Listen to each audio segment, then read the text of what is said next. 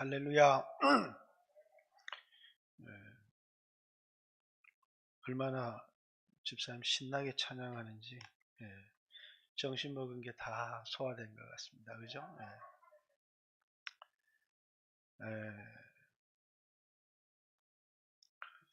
이 사무엘 하를 연구를 하면서 중요한 게 교회론을 깊이 돌아보는 게 굉장히 중요하다는 생각을 합니다.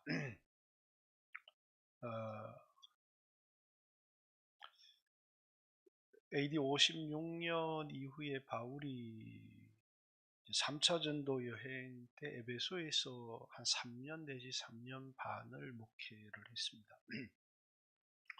그때 이제 2차 전도 여행 때 개척했던 고린도에서 몇 사람, 이제 스테파나부터 시작해서 몇 사람이 이제 바울을 찾아와서 몇 가지 이제 신학적 질문들을 던졌습니다. 그 신학적 질문이 이제 우상의 제물에 대하여 또 이제 신령한 것에 관하여 이런, 그래서 이제 고린도전설의 뭐에 관하여는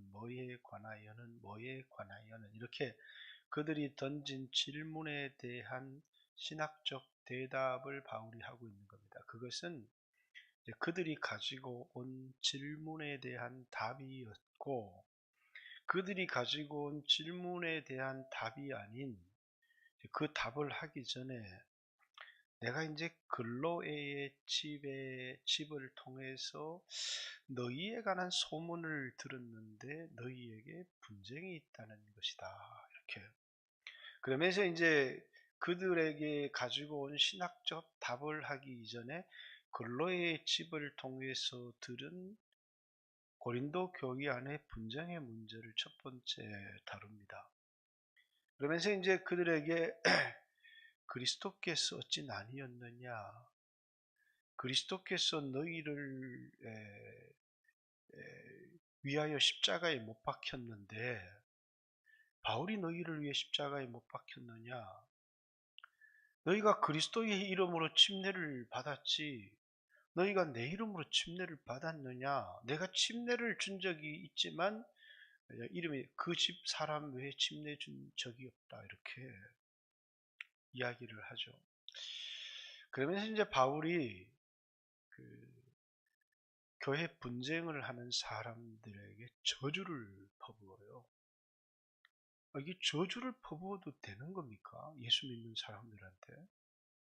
근데 이제 고린도전서 3장 16절에 퍼본 저주가 있어요. 그 저주가 뭐냐면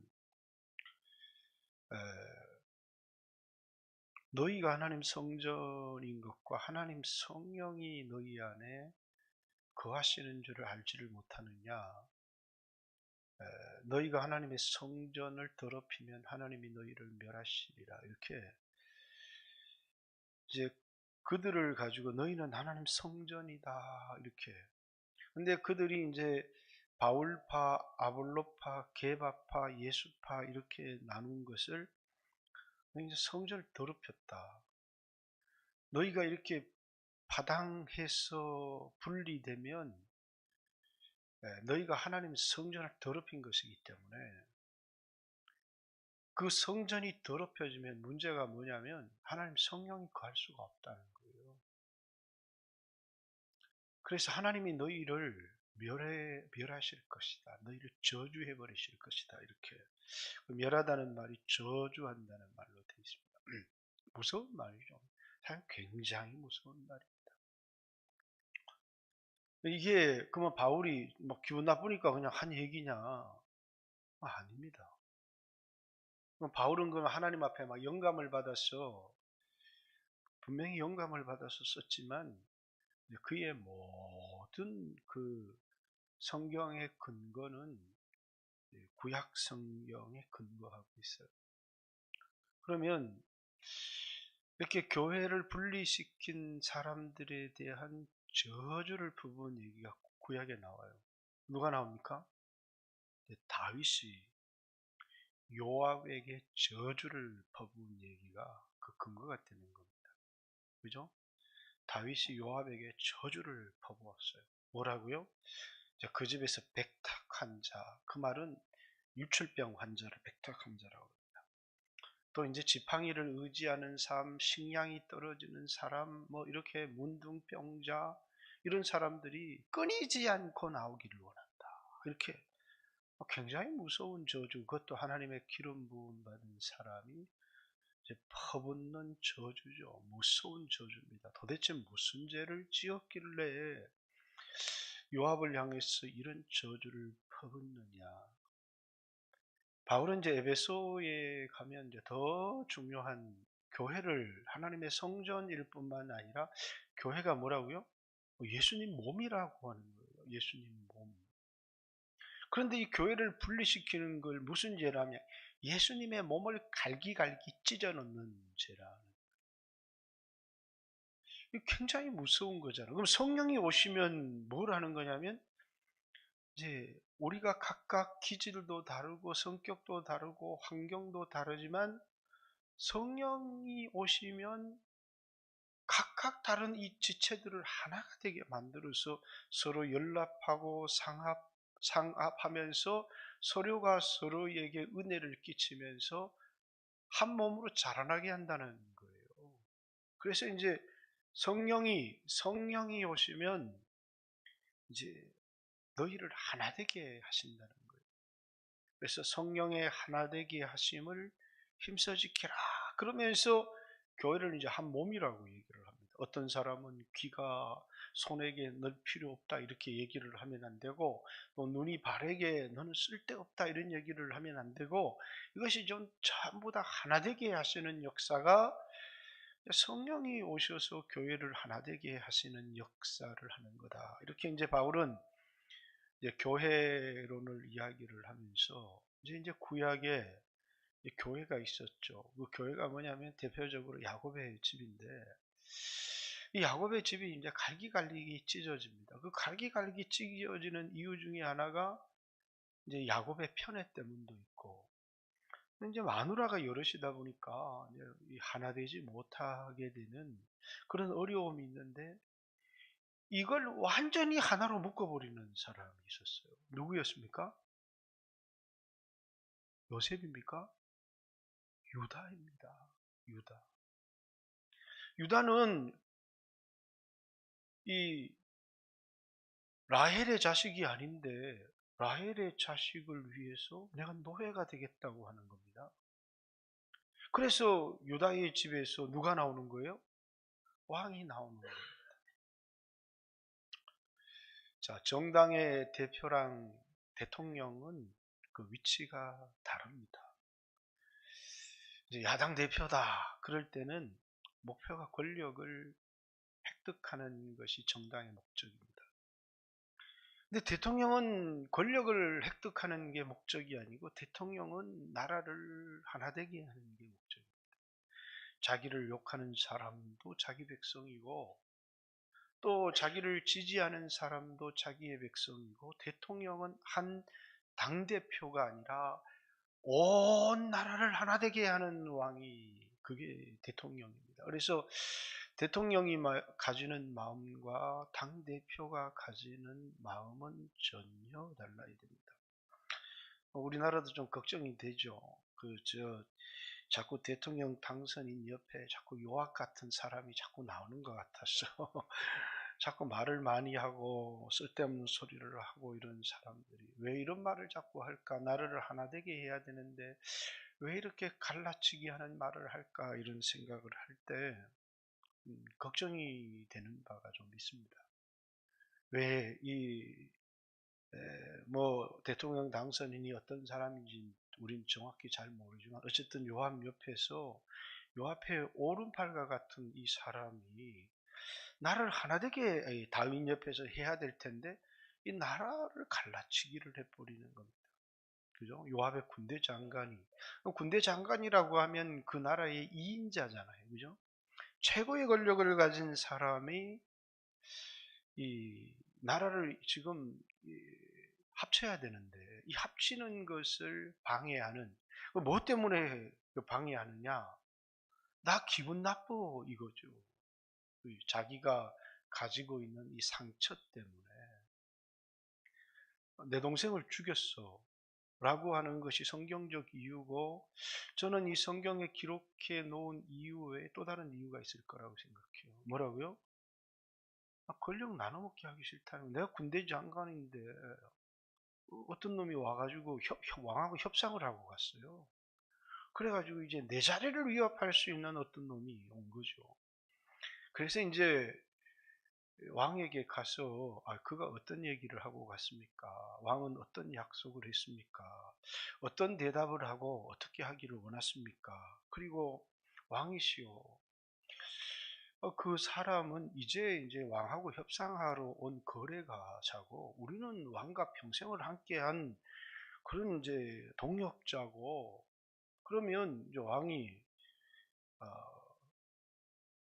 그 사람은 거래를 하러 와서 나라를 전체적으로 하나 되게 하기 위해서 그의 거래를 받아들였고, 자네는 나하고 영원한 친구가 아닌가, 이렇게 하면 서로가 이해가 이게 되고 마음이 될 텐데, 이제 그런 대화를 안 합니다. 그리고 위기를, 자기 자리에 대한 위기, 마음의 상처가 있고 이러니까 뭘 하느냐면, 그 사람은 왕을 엿보러 온 사람이고 정탐하러 온 사람인데 그 사람하고 협상을 했습니까? 이러니까 이 다윗이 협상을 하고 편안히 보낸 줄 알고 사람을 보내어서 데리고 와서 이제 골목에서 그의 배를 찔러서 왕의 허락도 받지 않고 죽여버렸습니다. 이게 뭐냐면, 다시 나라가 둘로 갈라질 수 있는, 이제 나라가 합쳐져서 하나가 되려고, 통일왕국이 되려고 하는데, 이게 이제 예수님 몸이 하나가 돼야 되는데, 한 성전이 돼야 되는데, 이게 자꾸 갈라진 겁니다. 왜? 뭐 지파 때문에 갈라지기도 하고, 지지하는 사람 때문에 갈라지기도 하고.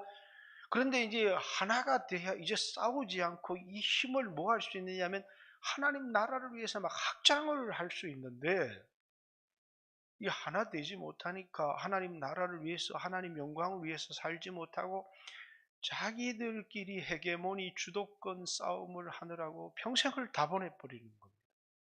하나님 나라로서의 기능을 다 잃어버리는 거예요. 누구 한 사람 때문에요?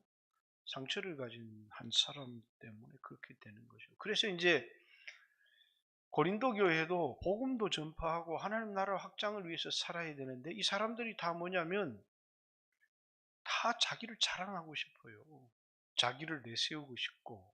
그러니까 다 예수님이 자신들을 위해서 죽었는데 예수님을 높여드리지 않습니다. 우리는 다 예수님 위해서 살고, 그런 게 아니고, 나 바울 제자인데, 나 베드로 제자인데. 근데 바울은 고린도 교회를 개척했는데, 아볼로는 개척한 교회에 와서 설교를 하는데 이 사람의 설교가 너무너무 설교를 잘하는 겁니다. 그래서 이제 이 아볼로는 어떤 사람이냐면, 알렉산드리아, 아프리카 최북쪽에 있는 그 이집트 꼭대기에 있는 도시에서 온 사람인데, 이 알렉산드리아는 어떤 도시냐면 성경 연구가 탁월했던, 그래서 이제 구약의 그 이스라엘 백성들이 막 바벨론의 침공을 받을 때 이스라엘 백성들이 속 피난을 가서 알렉산드리아에서 큰 도시를 이루면서 살았는데, 거기 이제 100만, 유대인이 100만이 살았던 도시입니다. 요즘도 유대인이 100만 사는 도시가 잘 없잖아요. 거기에 뭐냐면 알렉산드리아 도서관이 있었는데, 그 당시에 도서관으로 50만 권이라고 하는 장서가 있었는데, 그때 이제 히브리 성경도 이 도서관에 넣자 해서 거기에 있던 사람들이 성경을 연구해서 성경을 최초로 번역을 했어요. 그게 이제 70인역이라고 하는 성경이고, 그리고 이제 거기에서 성경에 대한 해석학이 발전을 했는데, 그 해석학이 알렉산드리아 학파라고 하는 해석학을 만들어냈어요. 그 해석학이 오늘날에도 유명한, 이번에도 장로님 시험을 칠 때 이제 성경이 누구에 대해서 얘기하고 있습니까? 이런 질문을 우리 그 장로님 되신 분들한테 하던데, 성경이 누구 얘기하고 있습니까? 그러니까 이 알렉산드리아 학파예요. 구약은 오실 예수님 얘기하고 신약은 오신 예수님 얘기합니다. 성경 전체가 예수님 관한 얘기입니다. 그게 뭐냐면 알렉산드리아 학파의 성경 해석학의 핵심이에요. 성경을 전부 다 뭘 봐야 되느냐면 창세기부터 요한계시록까지 다 뭐 봐야 된다는 예수님 얘기만 나와 있는 거다는 거예요. 그래서 다 어떤 성경을 펼치든지 간에 예수님 얘기를 안 하면 그건 설교가 아니다. 그래서 이제 이 알렉산드리아에서 온 아볼로라고 하는 사람이 성경을 풀어서 예수님을 증거하는데 아무도 이길 사람이 없는 거예요. 그러니까 아볼로는 이 성경 해석학의 대가였는데 너무너무 설교가 은혜스러웠던 거예요. 그러니까 바울은 교회를 개척한 사람이었고 아볼로는 성경 해석의 대가였고 예루살렘에서 베드로가 내려왔는데 권위가 다른 겁니다. 예수님 직접 만난 사도예요. 사도. 그러니까 이 사람은 예수님으로부터 직접 하나님의 말씀을 들은 사람이죠. 그러니까 어떤 사람은 난 베드로의 제자다. 베드로는 예수님 직접 만난 사람이다. 이렇게 얘기하는데 아볼로 설교 들어봤자 그러면서 아볼로가 역시 최고다 하는 사람들도 나오고 그래도 우리 교회는 바울이 개척했잖아. 이렇게 하면서 이제 바울의 제자도 나오고 사람들이 하도 싸우니까 너는 뭐 이 제자 저 제자 다 해라 난 예수님 제자 할란다 그러면서 예수님 파도 나오고 그래서 이제 파가 나오고 예수파 아볼로파 이제 베드로 게바파 바울파 이렇게 네 개의 파가 생겨서 교회가 막 싸우기 시작을 한 겁니다. 그게 이제 고린도에서 일어났던 일이죠. 바울이 뭐라고요? 바울이 너희를 위해서 십자가를 졌느냐? 너희가 바울의 이름으로 침례를 받았느냐? 근데 왜 바울파가 나오느냐? 이렇게 얘기를 하는 거죠. 그러면서 이제 아볼로와 바울의 관계를 얘기합니다. 그 사람하고 나하고는 경쟁 관계가 아니고 동력자다. 나는 심었고 아볼로는 물을 주었고 자라게 하신 이는 하나님이시다. 아볼로는 아볼로가 한 대로 상을 받고 나는 내가 한 대로 상을 받는다. 근데 왜 너희들은 나눠가지고 그렇게 막 싸우느냐는 거죠. 이렇게 막 싸움이 일어난 거예요. 왜 그렇게 일어났을까요? 자기 안에 있는 자기 자랑하고 싶은, 자기가 인정받고 자기가 이렇게 높여지고 자기를 내세우고 싶은 그런 인간의 죄성 야망 때문에. 그래서 그들에게 뭡니까? 너희 문벌, 너 학벌 한번 꺼내봐. 학벌 좋은 사람, 그럼 돈 많은 사람 한번 나와봐. 돈 많은 사람 있냐? 그럼 너희 돈 많은 사람도 없고 학벌 좋은 사람도 없고 근데 왜 자랑하느냐? 이렇게. 뭘 자랑할 게 있다고 자랑하느냐? 이게 이제 바울이 하고 싶은 얘기예요. 하나님이 문벌도 없고 돈도 없고 약한 자를 택해서 강한 자를 부끄럽게 하시려고 너희를 택하여 불렀는데 그렇게 자랑할 것이 없는 너희를 자랑하느냐? 너희가 자랑하려면 예수 자랑해라. 이 얘기를. 예수님 자랑하면 뭡니까? 다 하나가 될 텐데 다 자기를 드러내기 위해서 자기를 자랑하더라. 이런 삶을 뭐라고 얘기하느냐면 너희가 지혜 있는 자처럼 행하지 말라는 거예요. 지혜 있는다고 스스로 지혜 있다고 생각하는 자마다 썩는 거라는 거예요. 차라리 어리석은 자가 되라. 그리하여야 지혜로운 자가 되리라. 이렇게 바울이 그들에게 한 이야기죠. 왜냐하면 그들 나름대로 지혜가 있다고 하면서 너무너무 어리석고 썩고 마귀에게 사단에게 쏟고 살아가는 삶을 이제 살아가고 있기 때문에 그들은 다 받았어요. 방언도 받았고 예언의 은사도 받았고 그리고 뭡니까? 부자도 된 것이 받았어요. 하나님께로부터. 자기가 나와서 성취한 게 없어요. 저도 대학 다닐 때 제일 눈꼴 사나운 게 뭐냐면 태어날 때 부잣집에 태어나가지고 좋은 차 타고 다니는데 자랑할 게 아니고 감사할 건데 늘 남 무시하고 자랑해요. 지가 태어난 게 한 게 뭐가 있다고. 그죠?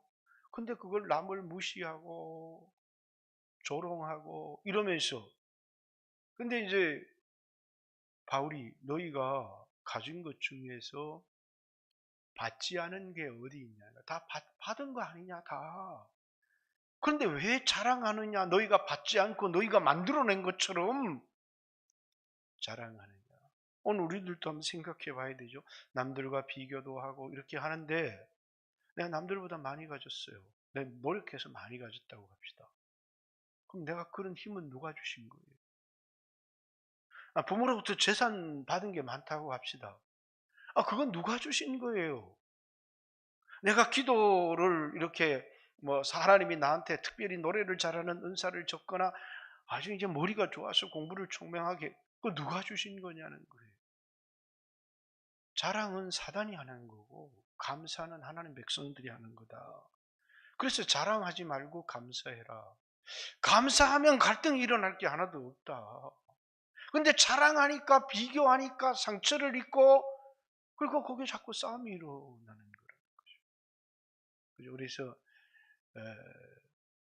꼭 이제 교회 좋은 옷 입고 이렇게 또 명품백 들고 좋습니다.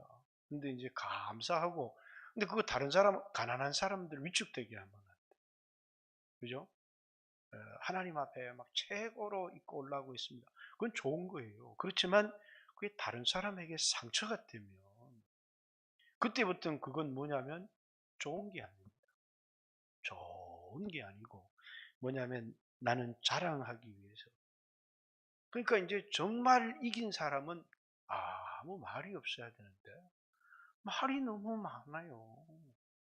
이러다가 나라가 큰일 나는데 그런 걱정이 되는 게 뭐라고요? 무슨 말을 하든지 간에 그냥 아무 말을 안 하면 됩니다. 근데 막 큰 소리를 치니까 왜 큰 소리를 쳐요? 얘는 상처받았는데 내 뻔테 한번 보여주겠다 이런 거거든요. 그거는 정말 정말 위험한 생각. 왜 이제는 정말 국민에게 한번 봉사할 기회가 왔다. 이런 마음을 가지고 나라를 하나 되게 하고 봉사하고 이렇게 해야 되는데 걱정이 참 많은 겁니다. 왜냐하면 자꾸 큰 소리 치는 사람이 나오니까 정치 얘기를 자꾸 해서 미안한데 왜냐하면 마음에 나라가 많이 걱정이 돼요.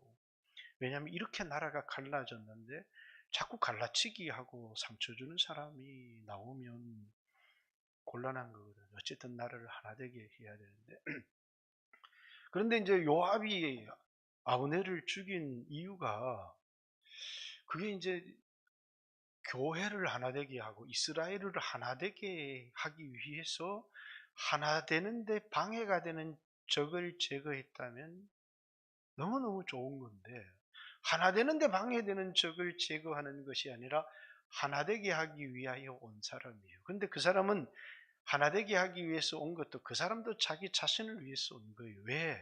왜 그렇게 온 거냐? 다윗의 나라는 강해지고 자꾸 사울의 나라는 약해지는데 더 이상 지나면 거래가 안 되겠다는 거예요. 몸값이 이빠이 올랐을 때 이때가 가지고 나라도 넘겨줄 테니까 나한테 군대 장관 자리 주세요. 이런 어떤 모종의 거래가 있었겠죠. 그러니까 이제 그에 대한 충분. 다윗도 이런 거래를 받으면 안 되는데 어쨌든 하나가 돼야 되기 때문에 다윗이라는 사람이 그 노련한 사람이 아니 그 사람이 와서 거래를 하려고 하고 지금까지 그 사울의 아들 이스보셋을 왕으로 세워서 허수아비 왕처럼 세워서 7년 동안 나라를 갈라치게 했던 이 사람이 와서 거래를 하려고 할 때 넌 진심이 아니다 이렇게 얘기를 하고 하는 게 아니라 받아주는 겁니다. 속에서는 들끓는 것이 있고 그게 아니라고 할지라도 그렇지만 뭐라고요? 제일 중요한 건 내 감정이 아니고 네 모를 줄 알아? 그게 중요한 게 아니라는 거예요. 하나 되게 하는 것이 가장 중요한 거라. 왜 그래야 하나님 나라가 되어질 수 있기 때문이라. 그래서 이제 그의 요구도 받아들이고 구하게 대접도 해서 보내주는 겁니다. 아버님도 기분이 얼마나 좋았겠어요. 사람들은 이렇게 여러분들 얼마든지 대할 수 있습니다. 그 사람이 그것을 통해서 회개할 기회도 주어지고 또 이렇게 하나 될 기회도 주고 하는 건 좋지만 그러나 오늘 우리는 우리의 중심을 잘 살펴야 돼요. 우리의 중심이 잘못되어 있으면 결코 하나님 앞에 은혜를 받거나 복을 받을 수가 없어요. 근데 사람들은 뭐는 살피느냐면 다른 사람의 의도, 저 사람 저랬어 저래 이런데 자기 마음의 의도를 살피지 않아요. 어두운 사람. 어두운 사람은 기도를 많이 해야 돼요. 기도를 하면 하나님 빛이 비추어지는데 기도할 때 너무너무 고통스러운 게 여러분 기도하니까 고통스럽지 않던가요? 기도하면 너무너무 고통스러워요. 왜 고통스러우냐면 내가 보이기 때문에 고통스러워. 전혀 순수하지 못하고 하나님 앞에 복을 받을 수 없는 내 자신이 보이기 때문에 기도는 고통스러운 거예요. 원래 이제 히브리 말로 기도라는 건 무릎을 꿇다는 말이고 히브리 말로 깨지다는 거예요. 하나님의 빛이 나한테 비치니까 다른 사람은 하나도 안 보여. 내가 보여요. 내가 변화되고 내가 깨지고 그게 기도예요. 근데 기도가 없으면 아무 일도 없는 것 같아요. 그냥 우리가 볼 때는 뭐 나는 아무 문제가 없는 것 같고 다른 사람은 저 인간 저렇고 저 인간 저렇고 그게 다 보여서 비판은 하는데 자기는 안 보여요. 기도는 하나님의 빛이 나에게 비치는 거예요. 그러면 그 내 모습을 보면 계속 그 자리에 앉아있기가 너무 힘들어요. 그냥 박차고 일어나고 왜 변화되지 않는 내 모습, 고통스러운 내 모습. 그런데 그 자리에 계속 있어야 깨지는 거예요. 내 의도 깨지고 다 깨진 사람이 되어야 그때부터 뭐냐면 내가 깨지면 죽는 게 있어요. 분노가 다 죽어요. 내 안에 있는 분노가 다 죽고 그리고 뭡니까? 우리 사사기 이렇게 읽으니까 뭡니까? 이런 나쁜 놈들이 그러면서 왜요? 또 전부 다 또예요. 또 범죄하고 또 범죄하고 또 범죄하고 그런데 뭐라고요? 내 얘기가 여기 기록됐네. 기도하는 사람이 읽으면 이건 내 얘기요. 근데 기도 안 하는 사람이 읽으면 다 죽일 놈들. 누구 얘기를 기록하고 있는 거예요? 내 얘기를 기록하고 있는 거예요. 이렇게 범죄한 나를 하나님이 끝까지 포기를 안 하시는구나. 그리고 회개하기를 기다리시는구나. 그러면서 그 회개가 뭡니까? 내가 변화되고 내가 깨지는 거거든요. 그래서 그리스도인들에게는 막 기도하면 갑자기 하늘에서 막 불이 떨어지는 것도 아니고 황금이 두두두둑 떨어지는 것도 아니고 그런데 내가 변화되지 못하면 끝은 항상 비참해요. 근데 내가 변화되어지고 나면 아무 변화가 일어나는 것이 없는데 결국 내 끝은 아주 아름다워요. 그래서 기도는 너무너무 우리에게 중요한 것입니다. 근데 요압은 이제 아브넬 저 나쁜 놈입니다. 저거 그 보여요. 그런데 나쁜 자기는 안 보이잖아요. 자기가 보입니까? 너 왜 그 사람 그렇게 미워하는데? 자기는 그 사람 미워하는 데는 이유가 있어요. 왜요? 너 상처를 받았거든요. 여러분 상처받은 사람은 하나님 앞에 절대로 쓰임받지 은혜 받은 사람만 쓰임받는 거예요. 하나님은 우리에게 상처를 주시지 않고 은혜를 주셔요. 근데 우리는 이 세상을 살아가면서 수없이 상처받을 일들이 너무너무 많은데 그 속에서 하나님의 음성이 들리면 은혜고 하나님의 음성이 안 들리면 다 상처예요. 근데 이제 오늘날에도 상처를 받으면 목사의 설교에도 상처를 받으면 다른 사람 말에도 상처를 받으면 근데 참 묘합니다. 이제 이 코로나 시대 가운데서 어떤 말을 해도 그렇죠. 이게 얘기를 이렇게 잘하고 기도를 못했던 사람들은 내 예배 안 나왔다 얘기하나 보다. 그럼 상처를 받아. 그런 얘기를 하는 게 아닌데 왜 그럴까요? 마음에 이렇게 딱 찔리는 게 있는데 위로한다고 얘기를 하는데 아, 얘기를 어떻게 듣느냐면 그저 코로나 안 걸리려고 예배도 안 나오리나 애나 꽁꽁이다 그렇게 들리나 봐요. 그 왜 그럴까요? 기도를 안 하고 어두우니까 그렇게 들리는 거예요. 목사가 너 저 코로나 걸릴까 예배도 안 나오더만 잘 됐다. 그런 마음을 가진 목사가 있을까요? 그렇지 않죠. 안타까운 마음을 가지고 기도하고 돌아오기를 바라고 또 그렇게 하기를 바라는데 그렇게 사람들이 그래가지고 이제 전 전화를 안 합니다. 그 왜 전화를 안 하느냐 이렇게 어떤 말을 해야 될지를 몰라요. 그래서 그냥 몸이 좀 어떻습니까? 이렇게 하고 기도하겠습니다. 이렇게 하고. 이렇게 하는데 그게 왜 그러냐면 자꾸 내가 어두워지면 여러분 기도하는 사람은 상처받을 말을 들어도 은혜를 받아요. 근데 기도를 안 하는 사람은 어떤 좋은 얘기를 해도 뭡니까? 그걸 곡해합니다. 그 왜? 자꾸 상처를. 마음속에 원망과 상처만 남는 거예요. 마음이 겸손한 사람은 은혜를 받아요. 마음이 교만한 사람은 상처를 받아요. 요압의 마음속에 뭐가요? 이게 상처가 남아 있었던 거예요. 그 상처는 어디 앞에 가야 치유가 되어지느냐면 십자가 앞에 가면 치유가 되어져요. 여러분 요압이 상처받을 사람이 은혜를 받아야 돼요. 아니 아브넬이 도망을 가면서 야 아사헬아 따라오지 마라. 내가 너 죽여버리면 너 형을 우리 어떻게 보냐.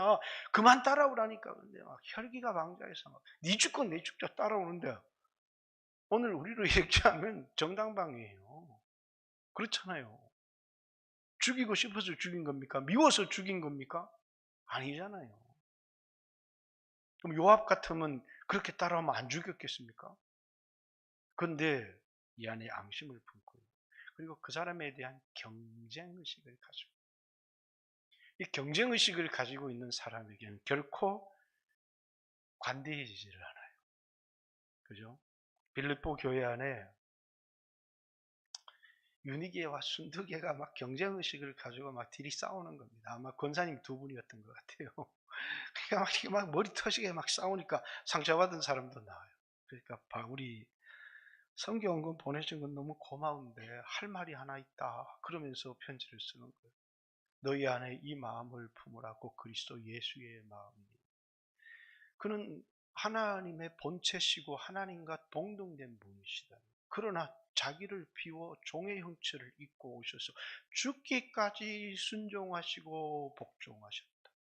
남을 나보다 낮게 여겨야지 허영된 마음을 가지지 마라. 이렇게 예수님의 마음을 가지라고. 하나님이시면서도 자기를 종의 형체를 입고 자기를 낮추고 자기를 비우고 죽기까지 순종했던 그 예수님 바라보라는 거죠. 상처받은 사람은 어디 가면 이 상처가 다 치유되어지느냐면 십자가 밑에 가면 치유가 되어져요. 여러분 나를 사랑하사 나를 위해서 자기 자신을 버리신 예수님을 만나면 분노가 사그러들어요. 저도 목회를 하다 분노가 이렇게 제가 제일 많이 분노가 차오를 때는 운전할 때 운전할 때 얼마나 분노가 차오르는지 몰라요.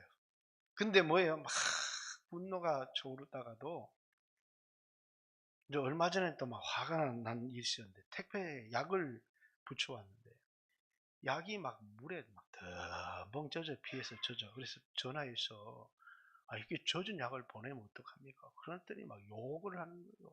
지금 몇 시인데 당신 이 양반 전화를 약이 물에 다 젖었는데 근데 얼마나 화가 나. 이거 반드시 고발을 하든지 해야 되겠다. 그 다음날 아침 기도하니까 그냥 그런 마음 다 없어져요. 아이고 택배기사가 이 코로나 시대에 얼마나 고생이 많은데 내가 밤늦게 막 자는데 전화했구나. 그러니까 뭡니까? 그냥 분노도 그냥 가로앉고 그냥 아이고 이해하자.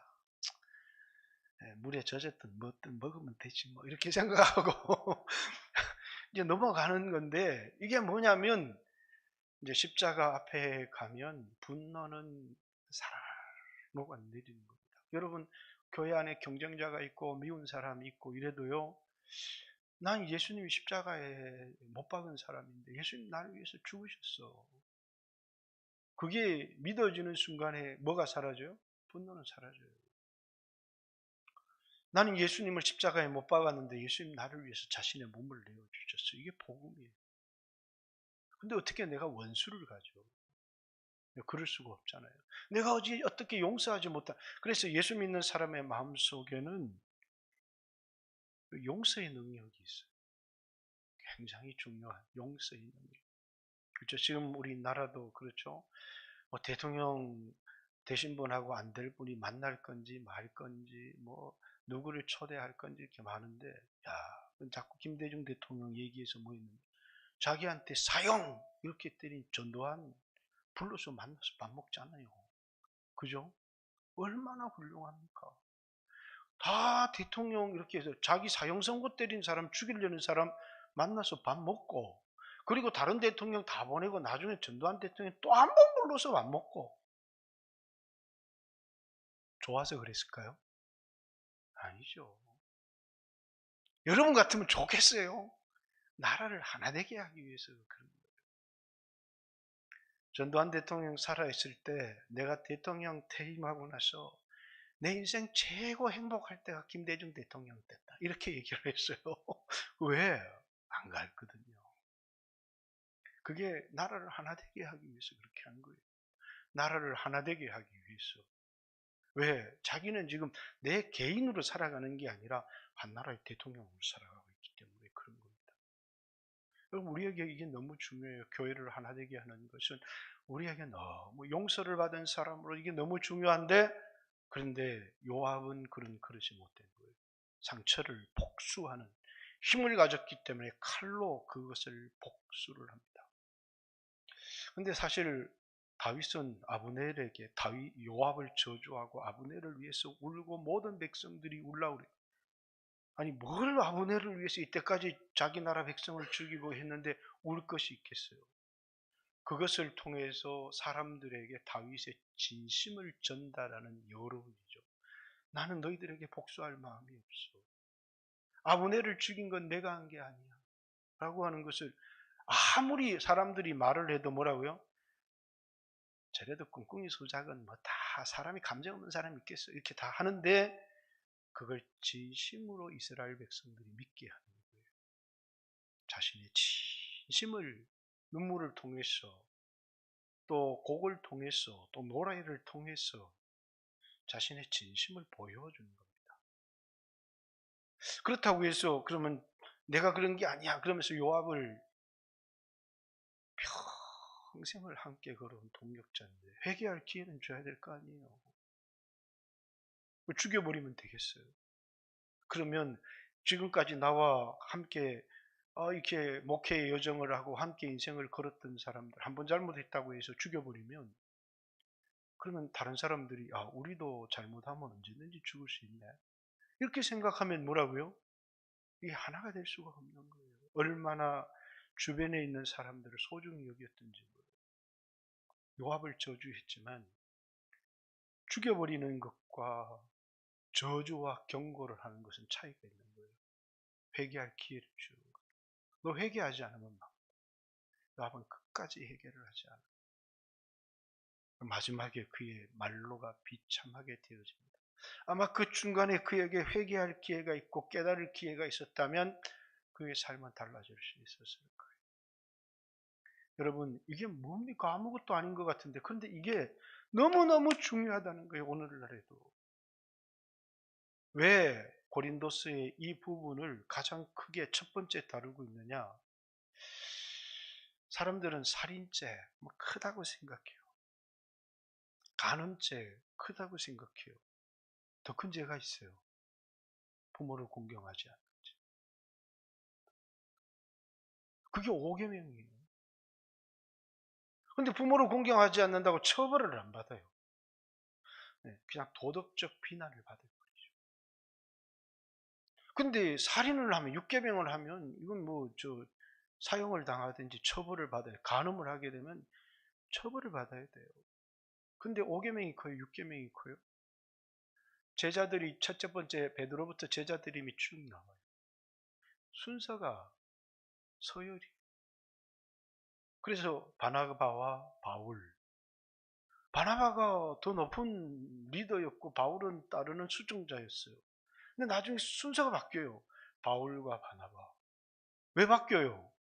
리더가 바뀌었기 때문에 바뀌는 거예요. 여러분, 5계명은 그렇게 중요해요. 부모를 공경하라고 하는 계명은 오늘 우리들에게는 아무것도 아닌 것처럼 세상에 그렇게 여겨지지만 그리스도인들에게는 이 계명이 너무너무 중요해요. 아니, 주일 지키는 거 뭐 중요합니까? 4계명이에요. 얼마나 우리 믿음의 선배들이 목숨을 걸었는데 지금 뭐예요? 그게 별로 중요하지 않은 거예요. 뭐 안 지켰다고 뭐 나한테 뭐 피해가 옵니까? 그러나 하나님이 보는 시각은 전혀 다른 거예요. 이번에 우리 처제가 코로나에 걸렸는데 이 목숨이 왔다 갔다 하게 생긴 거예요. 그래 막 우리 집사람이 막 기도해 달라고. 내가 기도를 딱 하는데 하나님 말씀 하나가 딱 떠올라요. 부모를 공경하는 자는 장수할 거다. 그렇게 그 우리 집사람한테 문자를 보내서 걱정하지 마라. 우리 처제는 부모님 그래 공경하고 사랑하는데 안 죽는다. 하나님이 부모를 공경하는 자는 장수. 죽으면 내가 죽지 처제가 죽겠냐. 그렇죠. 하나님 약속이 있는 거예요. 그건 굉장히 약속이 있는 첫 계명이기 때문에 여러분들은 여러분의 부모님들을 공경하시길 바랍니다. 굉장히 귀한 거예요. 왜? 살인하지 말라는 계명보다 더 큰 계명이에요. 그런데 이 교회를 하나 되게 하는 이 계명이 그냥 우리는 그냥 잠시 갈등하고 분쟁했을 뿐인데 그런데 뭐라고요? 예수님 몸을 갈기갈기 찢어놨다. 뭐 때문에요? 자기를 위해서. 자기 자리. 내가 2인자야. 왜? 기름 부음을 받지 않았기 때문에 뭐 다윗이 왕이 되는 건 당연하지만 그건 내가 실세고 그런데 아브넬이 들어오면 자기는 게릴라 전이고 아브넬은 정식 군대를 훈련한 사람인데 그럼 뭡니까? 자기 자리가 위태로워요. 거기다가 자기 동생을 죽인 상처까지 있습니다. 그러니까 뭡니까? 에, 죽인 거예요. 누구를 위해서? 자기를 위해서. 이건 살인죄예요. 근데 하나님 나라를 위해서 싸웠어요. 그건 살인죄가 아니라 그건 공로예요. 전혀 다른 하나님이 보실 때 전혀 다른 대우를 받게 된다라는 사실이에요. 오늘 여러분과 제 안에도 우리에게 가난한 마음이 있는지, 우리에게 용서하는 마음이 있는지, 우리가 깨어져서 하나 될 수 있는지, 우리 자신을 한번 돌아봐야 돼요. 근데 이제 뭐든지 자기를 먼저 생각하죠. 근데 주님을 먼저 생각해요. 그게 하나님의 백성이에요. 주님을 생각할 때 주님이 우리를 생각하십니다. 너희 몸으로 하나님께 영광을 돌리라. 그러면 주님이 우리를 생각하시는 거예요. 우리가 주를 위하시면 주님이 우리의 몸을 위하시는 겁니다. 그렇듯이 이 사무엘상 다윗이 요압을 저주한 이 이야기는 아니 어떻게 자기 그 오른편 같은 사람을 저주해? 그리고 어떻게